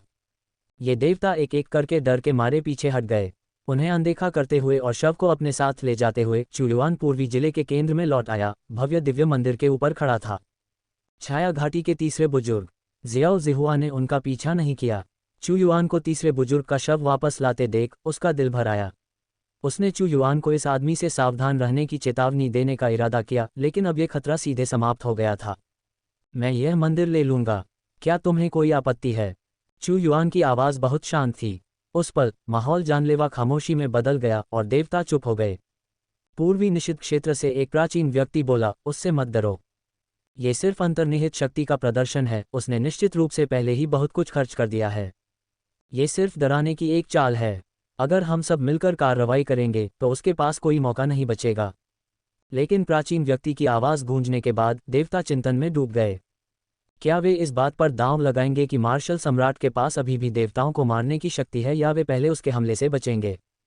देवता अपने जीवन को बहुत महत्व देते हैं। सर्वोच्च आध्यात्मिक ऊंचाइयों तक खुद को पोषित करना बहुत कठिन है। वे अपने जीवन के साथ जुआ खेलने की हिम्मत नहीं कर पाए। आखिरकार वे नहीं जानते थे कि चू युआन के पास अभी भी कितनी चालें हैं और क्या उन्हें फिर से इस्तेमाल किया जा सकता है। तीसरे एल्डर को आसानी से मारे जाने की बात ने उन्हें वास्तव में डरा दिया। उन्हें लगता है कि वे इस आदमी पर बहुत अधिक दबाव नहीं डाल सकते, अन्यथा वे ही दुर्भाग्य से पीड़ित होंगे। एक बात निर्विवाद रूप से सत्य थी, मार्शल सम्राट की ताकत भी बहुत मजबूत है। एक या दो देवता उसे नहीं मार सकते थे। अगर वे उसे किसी निराशाजनक स्थिति में मजबूर करते हैं तो किसी को भी फायदा नहीं होगा। ये प्राचीन व्यक्ति जो मरना चाहते हैं वे डरते नहीं हैं, लेकिन ये देवता निश्चित रूप से अपने चरम पर हैं। किसी ने भी सहजता से सहमत होने की हिम्मत नहीं की। चू युआन ने उन्हें रोकने के लिए तीसरे एल्डर को खत्म करने का फैसला किया, ताकि वे इस समयावधि में उसके साथ सहजता से पेश न आएं और उनके दिलों में एक अजेय छाप छोड़ दें। उन सभी को चुप देखकर चू युआन समझ गया कि उसने अपना लक्ष्य हासिल कर लिया है। भव्य दिव्य मंदिर को उसने एक ही झटके में अपने कब्जे में ले लिया और तुरंत ही भक्षण करने वाले हाथ के साथ वह उसके सिस्टम स्पेस में गिर गया। तीसरे एल्डर की खून से लथपथ लाश को लेकर चू युआन दिव्य भूमि से कदम दर कदम बाहर चला गया। इस समय किसी ने भी उस पर सहजता से हमला करने की हिम्मत नहीं की। वे केवल उसे अपने सैनिकों के पास लौटते हुए देख सकते थे। इस बार केंद्रीय क्षेत्र में कंपन बंद हो गया। विभिन्न ताकतों ने मूल रूप से दावू को संसाधन प्राप्त करने से रोकने के लिए एक साथ आने का इरादा किया था। लेकिन तीसरे एल्डर की दुखद मौत पहले से ही डगमगा रही ताकतों में से कुछ को डराने के लिए पर्याप्त थी, जिससे उनका साहस कम हो गया और उन्हें अल्पावधि में चू युआन के खिलाफ किसी भी प्रतिरोध को संगठित करने में संकोच हुआ। किसी ने भी दूसरे की संभावित शक्ति का परीक्षण करने के लिए अपने जीवन को जोखिम में डालने की हिम्मत नहीं की। बड़े मंदिर के भीतर क्या है?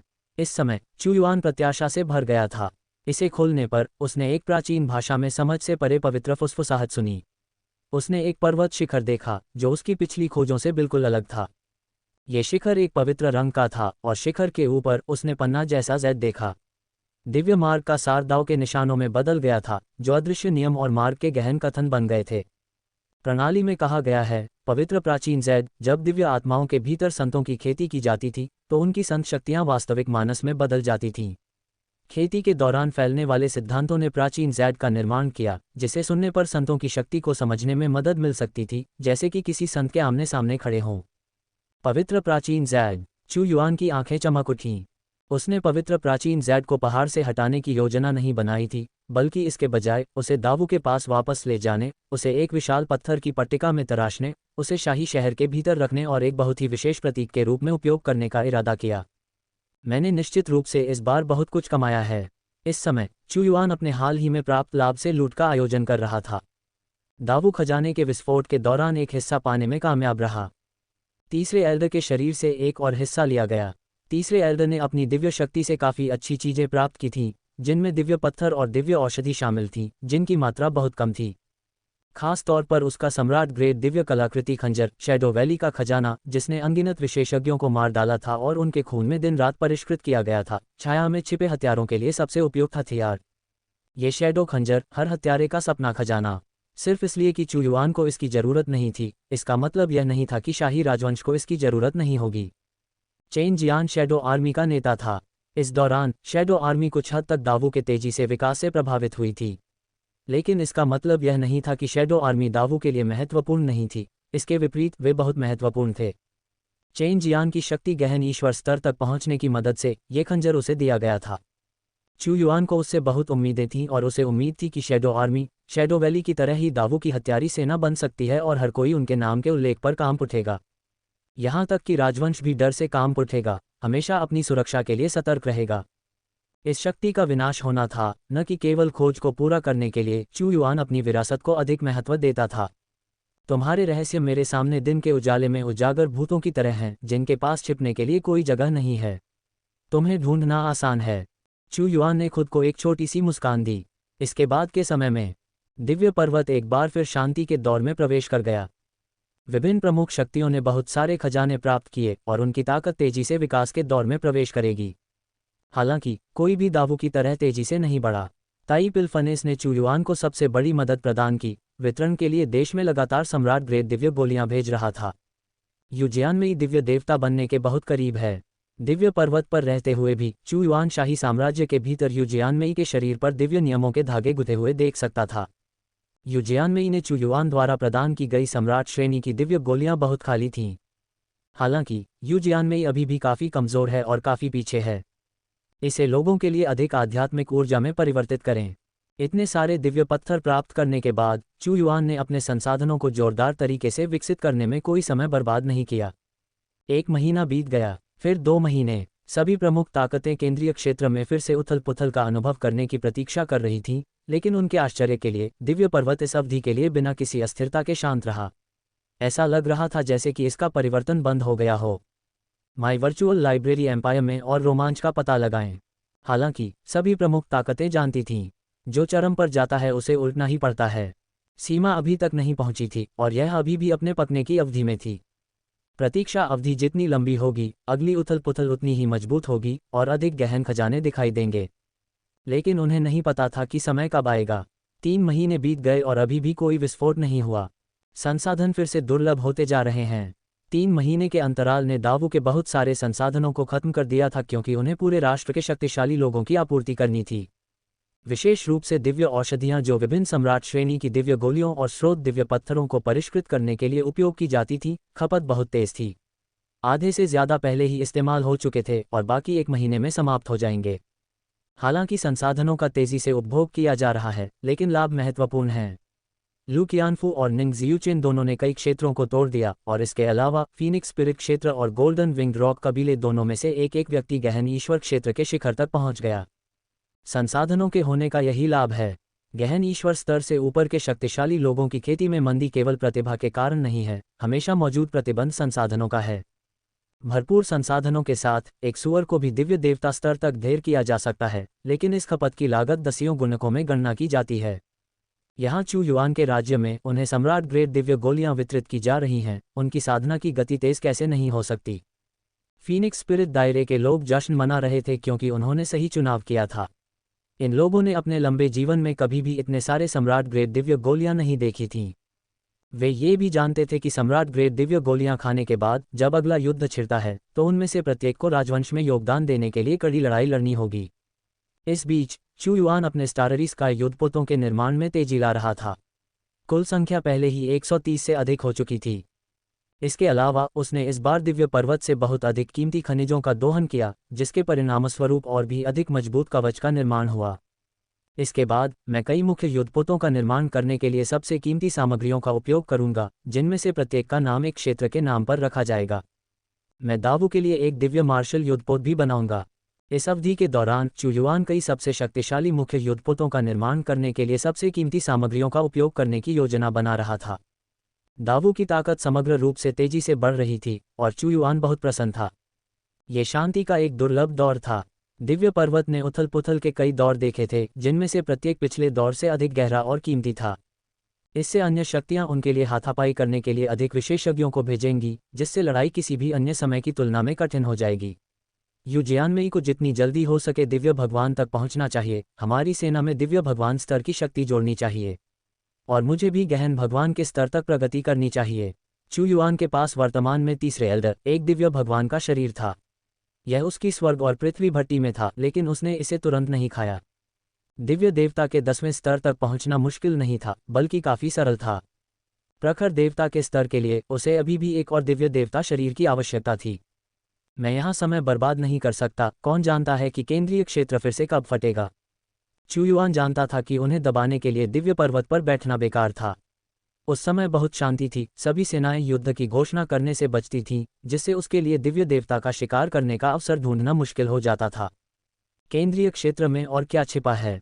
चू युआन केंद्रीय क्षेत्र में प्रवेश करने के बारे में सोच रहा था। इस दौरान कई लोगों ने केंद्रीय क्षेत्र में प्रवेश करने का प्रयास किया, इसके रहस्य का अध्ययन किया और घुसपैठ करने का प्रयास किया, और वास्तव में कुछ लोग उथली गहराई में घुसने में सफल रहे। हालांकि वे अंततः केंद्रीय क्षेत्र की बाधा को तोड़ने में असफल रहे और उन्हें बाहर निकाल दिया गया। चलो देखते हैं कि मैं केंद्रीय क्षेत्र में प्रवेश कर सकता हूं या नहीं। अगर मैं कर सकता हूं तो लाभ अथाह हैं। चू युआन जल्दी से उठकर केंद्रीय क्षेत्र की ओर बढ़ गया। केंद्रीय क्षेत्र के बाहरी इलाके में पहुंचते ही उसे तुरंत ही शक्ति का एक बड़ा झोंका लगा। ये सभी चीज़ों के प्रति एक तरह की अस्वीकृति थी। अंदर एक लुढ़कती हुई ऊर्जा फूट रही थी जो एक प्राकृतिक अवरोध पैदा कर रही थी जिसमें प्रवेश करना मुश्किल था। प्रवेश करना पूरी तरह से असंभव नहीं हो सकता है। चू युआन ने अपनी ऊर्जा को केंद्रित किया, केंद्रीय क्षेत्र में पैर रखा।